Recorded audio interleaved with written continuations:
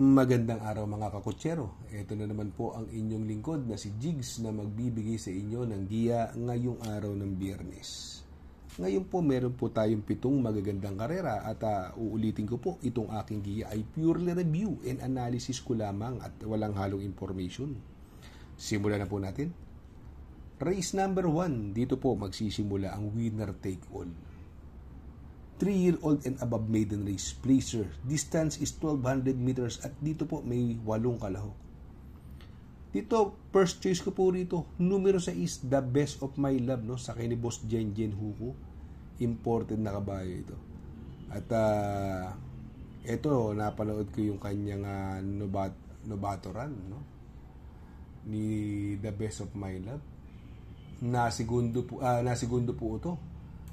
Ang nanalo po doon si Great Balls of Fire na nagpreba ng 1.14. Ito ang preba po nito 1.15. Sa tingin ko nung karera sobrang pigil po nito. Inawat po ito nung karera. Pagdating ng rektahan. Kaya sa tingin ko po para sa akin kahit long shot to. Ito po ang pampermero ko.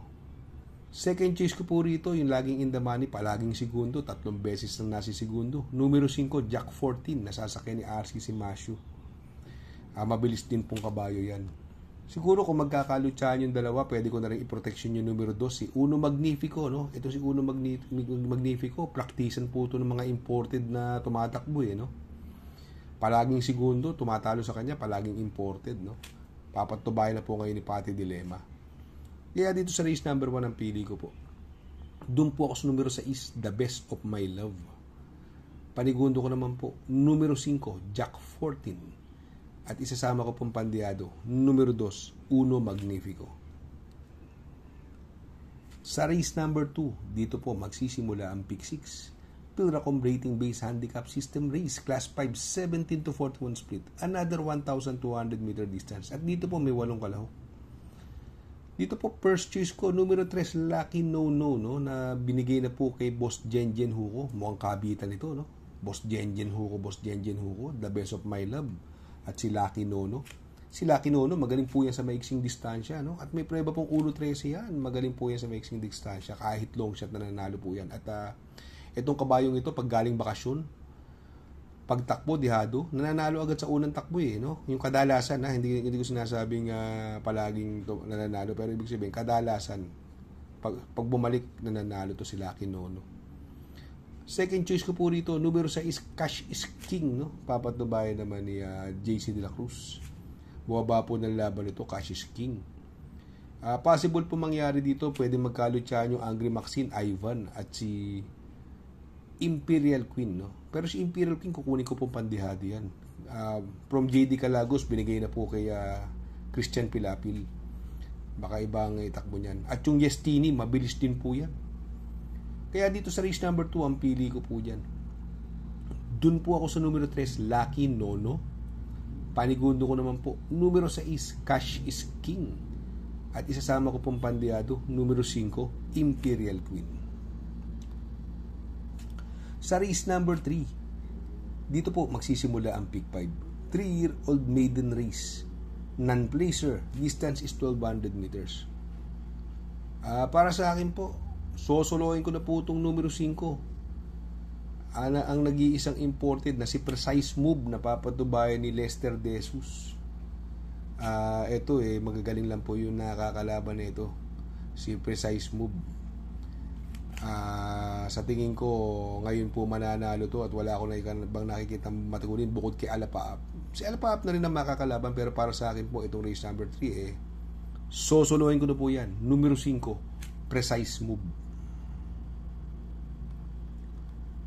Sa race number 4, dito po magsisimula ang pick 4. Pilracom Rating Based Handicap System Race Class 4, 42 to 56 split.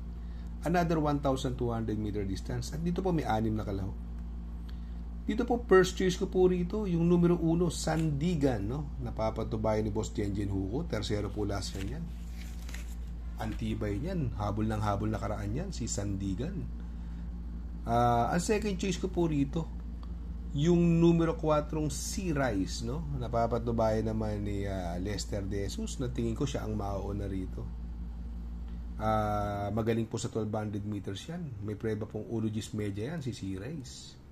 At isasama ko lang pong Pandiado, yung nagbabalik, 1 taong nagbakasyon po ito, si numero 6 na si Saratoga Chrome, no? 1 taong nagbakasyon yan, pero nanalo po yan. Dihadong-dihado. Si Saratoga Chrome. Sa tingin ko, magandang pandiado po yan dahil maraming mabilis. Kaya dito sa race number 4, ang pili ko po. Doon ako sa numero 1, Sandigan. Panigundo ko naman po, numero 4, C-Rise. At isasama ko pong pandiado, yung nagbabalik, numero 6, Saratoga Chrome. Sa race number 5, Pilracom Rating Base Handicap System Race, Class 5, 17 to 41 split. Another 1,200 meter distance. At dito po may 7 kalahok. Dito first choice ko po, numero 4, Cut Bite, no? Papatubayan ni Ison Bautista. Kaya lang may pwedeng magbigay ng pressure pero ang baba niya na po sa laban dito ni Cut Bite, no? Ang tingin ko magbibigay ng magandang laban dito, yung pwedeng rumimati po sa kanila rito, yung numero 7, May Jopay, no? Ang baba po sa laban at sakay na ngayon ni Michael De Jesus. Sa tingin ko, yan po ang mahigpit na makakalaban ni Cut Bite kung malulutsa ni Taipan 1. Kaya dito sa race number 5 ang pili ko po dyan. Doon ako sa numero 4, Cut Bite. Panigundo ko naman po, numero 7, May Jopay. Sa race number 6, Pilracom Rating Base Handicap System Race, Class 4, 42 to 56 split. Another 1,200 meter distance. At dito po may 8 kalahok. Dito po ang daming mabilis dito, no? Great Britain, Keen Eyes, Real Equity, Calendar Girl, pero yan pwede isunod. Pero para sa akin po, sa sobrang impresibo ng panalo nito, yung Calendar Girl, naka-break po to from start to finish, no? At ang baba sa laban, sosolohin ko na rin po yan, numero 4, Calendar Girl, no? Sa ni Boss Jenjen Hugo. Kaya dito sa race number 6 po, sosolohin ko na po, numero 4, Calendar Girl. Sa race number 7, sa last and final race, Pilracom Rating Base Handicap System Race, Class 5, 17 to 41 split. Distance is 1,200 meters. Dito po, may 8 kalahok. Dito po, first choice ko po rito, yung numero 5, galing sa panalo, Amor My Love, na papatubayan ni RC Tabor. Nung karera, pinarimati po yan, mabilis po yan, no? Malaki pong panalo sa akin yan, ni Amor My Love. Ang tingin ko po magbibigay ng magandang laban dito, yung numero 3, Summer Rule, no? Itong si Summer Rule po, nagbabalik, papatubayan ni Jackie Idol AM Bupete. Sa tingin ko, yan ang pwedeng makakalaban niya rito. Ito, tough feeling, may panalo din po yan, ha? Galing sa panalo po yan, nakadihado nakaraan yan. Ang lakas ng tinalo po yan, tough feeling. No?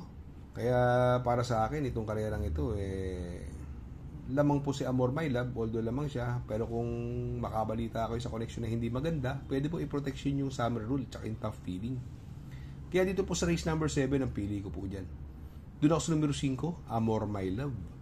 Panigundo ko naman po, numero 3, Summer Rule. At isasama ko pong pandiado, numero 4, Tough Feeling. Shoutout nga pala kay Sir Pax ng Barkadahan OTV. Located po siya sa 1139 New Antipolo Street, Corner Vargas. Malapit lang po sa Abad Santos, yung bagong ginawang tulay. Very convenient and attentive po ang mga tao. Pwede po kayong mag-EB at party while betting on racing. Good luck mga kakutsero. Sana po matapat ang ating giya at yung mga nakasunod. Sana po ay magsitama po kayo. Ako yung makikiusap lamang at makikisuyo sa inyo na please like, share, subscribe, and hit the notification bell para update kayo sa aking mga giya. Good luck po and happy racing.